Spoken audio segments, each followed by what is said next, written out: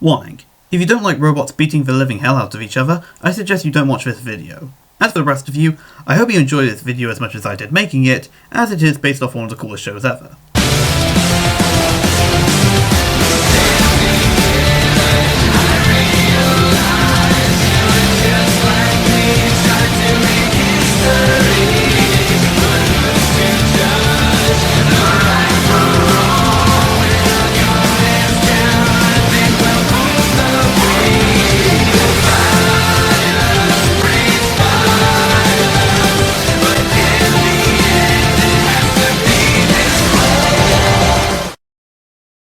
I have wanted an excuse to talk about this show for a long time now.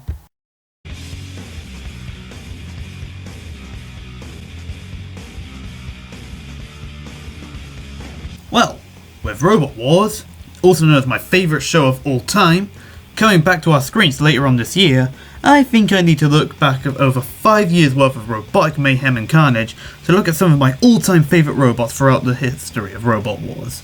For those of you who don't know what Robot Wars is, which I'm assuming is at least a couple of you, Robot Wars is a show where a group of usually 2 or 3 people build a robot the size of something like a TV, equip it with one of 5 types of weapons, and pitch them against each other, made by other people to beat the living hell out of each other. A series which went through 7 UK Championship series, 3 World Championship battles, and 2 Robot Wars Extreme series. It's needless to say that you have a good 100 robots or so, which have appeared and left over time. And like any other show, everybody has their favourite robots. I naturally have my opinion on who my favourite robots are, and I won't be ranking them by fan favourites, or how well they did in any championships, because that would be a top 15 best robots. Just my own opinion is in this video, as it is my favourite robots. And to be a little more creative, I won't be including any of the house robots either, because they are designed to be unstoppable war machines. So, take it away, Craig. So let the wars begin! From North Hampshire, 101. Starting off this list is 101, the first properly effective, invertible track robot introduced in Series 3, and the first Tag Team Terror champion. Made by the Franklin family, this flat-armoured robot was probably the most impenetrable robot in the Third Wars, as it was armoured by HE30 alloy, which was later upgraded to aircraft-grade aluminium. This is a borderline impenetrable armour and very hard to cut through or shred apart, but it is weak to being pierced by gripping weapons. This robot has had multiple weapons throughout the 3 series it appeared in Robot Wars, usually acting as static weapons, but its overall main weaponry always remained to be the autonomous spike on its front, which caused the opposing robots to receive large dents in their bodies. As rather it being a spike robot with a spike permanently sticking out, it acts more like a drill which shoots out of the robot at a max speed of 200 miles an hour. Yet despite that, 101 could only reach a max speed of about 8 miles an hour, which wasn't too bad during the Third Wars, but by the time it was the 4th and 5th Wars, this speed is not too impressive. What I really liked about 101 was just how simple it was in its design, yet how it could pack a spike smack out of nowhere. And the fight it had with Hypnodisc, the most destructive robot at the time, was by far the closest match the judges had to decide on in the history of Robot Wars. While most other robots would cost around £200 or about £400, 101 apparently only cost about £5. Because much like Recyclops from the first series of Robot Wars, all of 101 was made by a bunch of scrap and recycled materials. The reason it is called 101 is because it's based off Amy's favourite movie at the time, 101 Dalmatians. I love robots which are named after the simplest things, kind of like Dan Tom Kier being named after the children of its maker, or Alien Destructor being named after, well, Alien. Team 101 may have appeared in Series 2 with Robodoc and Series 6 with Anarchy, but 101 was the robot which got me into track robots, even if he didn't age too well. So let the wars begin! From Cambridge University, Mortis. Not all that many robots from the first series of Robot Wars returned for Series 2, let alone stayed on to at least Series 4. That's what I liked about the first major swinging type robot in Robot Wars, Mortis. As the first major fan favourite robot in the entire show, I can't think of many other robots which have caused quite as much controversy as this little robot made by Team Random Violence Technologies.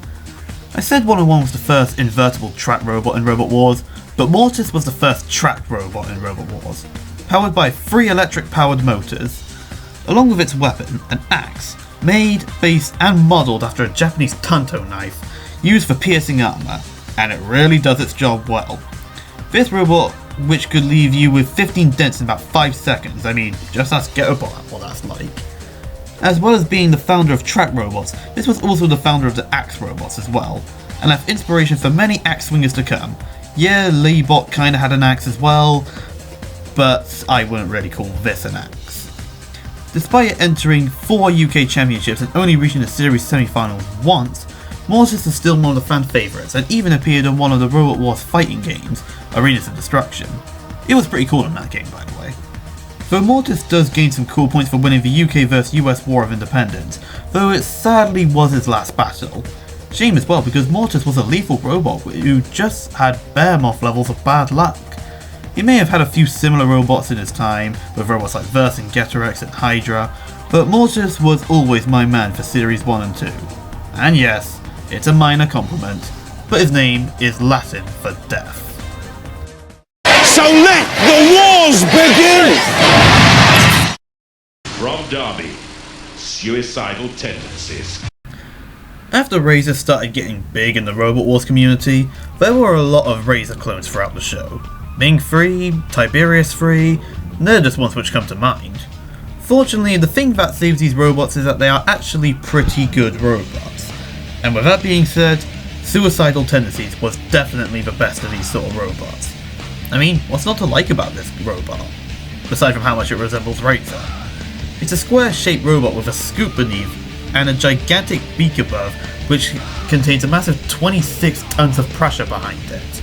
Yeah, that's 17 tons more than Razor. He's yet another tracked robot, sure, but trust me, he'll be the last one on this list. Having metal tracks on him like 101 instead of rubber tracks like Panzer Wraith or the Japanese blade-wielding fury that is Mortis. And out of all the robots on this list, Suicidal Tendencies is the robot with the second lowest amount of fights, fighting only 13 battles. But that's proof that a robot doesn't need to be a big shot for me to like it. And during those battles, he has taken on a few veterans, such as We the Big G's, where there were controversy that he should have won the battle, Thermidor 2, Kilotron, and alongside Steel Avenger, battled both Dietor and Pussycat in the second Tag Team Terra final. Personally, I believe Suicidal Tendencies and Steel Avenger deserved to win that fight, considering that Suicidal Tendencies had Pussycat pinned down for pretty much the entire battle. And in all honesty, while I do prefer Razor as a robot, oh, spoiler alert by the way, I actually do prefer Suicidal Tendencies' design and weapon combination. I mean, Scoop and Pincer? That's very unique for Robot Wars, considering Scoops are usually a weapon used on single weapon robots, or with an axe. They may not be big stars, but the creation of Team Thermonuclear Warfare will always be a cool robot in my book. Yeah! So let the wars begin! From Enfield in Middlesex, Fluffy. Invertible spinner robots became a thing come Series 4 and 5, and we got interesting robots like Disco Inferno and Supernova, but my favourite was always the robot with the most intimidating name of any robots, Fluffy. Oh, it's so fluffy! The robot with the lowest numbers of battles on this list, Fluffy still manages to be one of my favourites just because, just looking at it, you'd not expect a robot with a damage factor of say Typhoon 2, and his win-lose ratio is the exact same, but boy, Fluffy packs one hell of a punch. His first appearance was in the first series of Robot Wars Extreme, fighting against Wild Thing and Arnold A. Terminegger. God, I hated that name so much. And sadly, he wasn't too impressive. But when the UK Championships came along and he was up against former series semi-finalist 101 and... Axe blade. Oh! And 101's yeah. Fluffy's horizontally spinning steel axes, which are acting as spinning blades, which I would like to point out is an awesomely genius idea, destroyed 101 in a single hit. I think this and his fight with Terahertz, who was soon to be grand finalists, and his close fight with Pussycat earned him the title of Best New Competitor of Series 5, even though S3 actually got further in the war. Like Suicidal Tendencies, it's got a short fight record, but has battled many veterans such as the previously mentioned Pussycat and Terahertz, and of course Wild Thing, as well as other robots like Stinger. It is also very hard to hit because of the immensely short size of his dimensions, since his height only reaches about 20 centimeters high. Yet he can move up to 20 miles an hour. His only real weakness is the reliability of his weapon, as one blow of it, or enough pressure goes into it, it will knock his weapon out, making it unusable. But it's always great to see the fluffy Fury spring into action. So let the wars begin! I think Jonathan Pierce described this robot perfectly in a single word. Genius. From St. Leonard's-on-Sea, seed number 8, Gemini. Even though he started off as Mace throughout Series 2 and 3, Gemini is always the robot I prefer to watch in battle just because of how fun it is to watch two identical robots split apart and cause Crash and Eddie style madness among its opponents with its pneumatic CO2 power lifting forks, much like the world famous UK champion Chaos 2. While this does prove to make this a powerful robot at the start of the battle, it does gradually get weaker the more times it uses its lifter because it uses CO2 each time and its CO2 amount is limited. This tends to leave Gemini stuck lying on its back like Humpty Dumpty, and this is bad because if just one of the Gemini robots gets immobilized, that's it. Both robots are down for the count. It is also possibly the slowest non-walker robot in all of Series 4 and 5, reaching a top speed of only 5.5 miles an hour. Yeah, this robot is undoubtedly flawed, but these two are a tag team just built into a single robot. If one's in danger, the other one can get into the fray and get its twin out of trouble. They are pretty well armed as well, made of Kevlar, which is strong against cutting attacks, hence why this robot's only major threat is pincer-themed robots, as proven by Razor. I am generally sad that this cluster bot was forced to withdraw from fighting in Series 6 due to the new rules added because I never fail to smile every time I see the cluster bot step into the arena, split apart and flip shit over. What else can I say? Oh yeah, how about it's a cluster bot? Cluster bots are cool. We need more cluster bots.